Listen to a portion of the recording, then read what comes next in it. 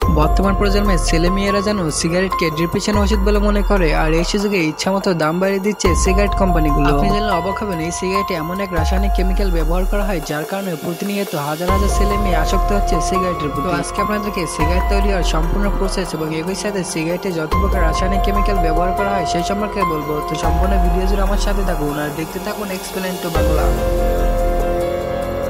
আমরা সকলেই তো জানি সিগারেটের প্রধান কাঁচামাল হচ্ছে তামাক, আর বিশ্বের সবচেয়ে তামাক বেশি চাষ করে চীন। আর চীনে প্রায় প্রতি বছরে 15 লাখ হেক্টর জমিতে তামাক চাষ করা হয়। জমি থেকে যখন তামাক পাতাগুলো আনা হয় তখন সেগুলো সবুজ থাকে, যা সিগারেটের উপযোগী না, যার কারণে স্টোররুমে সেগুলোকে 7 থেকে 8 দিন রাখা হয়। স্টোররুমে হাওয়া এবং কৃত্রিম তাপের সাহায্যে পাতাগুলো যখন কিছুটা কালো হয়ে যায় তখন সেগুলো স্টোররুম থেকে বের করে আবার পরীক্ষা করা হয়, তারপর সেগুলোকে ফ্যাক্টরিতে পাঠানো হয়। মেইন ফ্যাক্টরিতে আসার আগে তামাক পাতাগুলো ভালো করে কেমিক্যালের সাহায্যে মিক্স করা হয়। তার মধ্যে অন্যতম কিছু কেমিক্যালের নাম হলো নিকোটিন, টার, লেড অ্যান্ড ক্যাডমিয়াম সহ আরো বিভিন্ন কেমিক্যাল মিক্স করা হয়।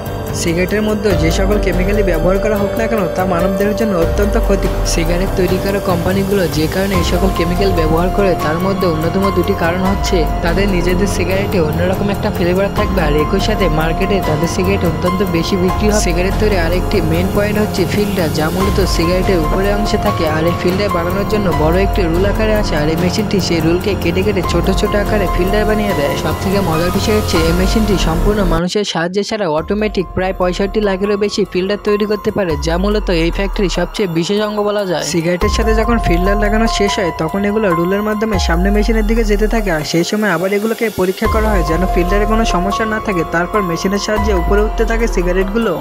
সব থেকে মজার বিষয় হচ্ছে সিগারেট ফ্যাক্টরিতে ব্যবহৃত সকল মেশিন প্রায় অটোমেটিক চলতে থাকে, যার কারণে বলা যায় মানুষের স্পর্শ ছাড়াই সিগারেটগুলো নিখুঁতভাবে তৈরি হয়ে যায়।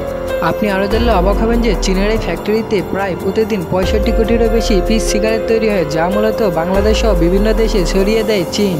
যদি সিগারেটের গুণগত মান ঠিক থাকে তখন সেই সিগারেটগুলোকে পাঠিয়ে দেওয়া হয় প্যাকেটিং এরিয়ার ভিতরে, সেখানে অটোমেটিক মেশিনের সাহায্যে সিগারেটগুলোকে নিখুঁতভাবে প্যাকেটিং করা হয়। 2023 এক জরিপে দেখা গিয়েছে 18 থেকে 22 বছর প্রাপ্তবয়স্ক মানুষদের দৈনিক চাহিদা 2 কোটি 22 লাখেরও বেশি সিগারেট প্রয়োজন হয় প্রতিদিনে। আপনি আরও জানলে অবাক হবেন যে বাংলাদেশের মানুষ তাদের নিজেদের অজান্তে 90 কোটি লাখ টাকার সিগারেট খেয়ে নষ্ট করে, যা দিয়ে 17 কোটি মানুষকে 3 বেলা 10 দিন পেট ভরে খাওয়ানো যাবে। চলুন সিগারেটে ব্যবহৃত কেমিক্যাল সম্পর্কে বলা যাক। তার মধ্যে অন্যতম হলো নিকোটিন। নিকোটিন মূলত সিগারেটের প্রতি আকৃষ্ট করার জন্য ব্যবহার করা হয় সিগারেটের উপর, যা মূলত মানুষের মস্তিষ্কে কাজ করে। সিগারেটে ব্যবহৃত আরেকটি ক্ষতিকর কেমিক্যালের নাম হলো টার। টার মূলত রাস্তার পিচের একটি উপাদান যা মানুষের ফুসফুসে আক্রমণ করে, যার ফলে মানুষ ধীরে ধীরে তার ফুসফুসকে নষ্ট হতে দেখে।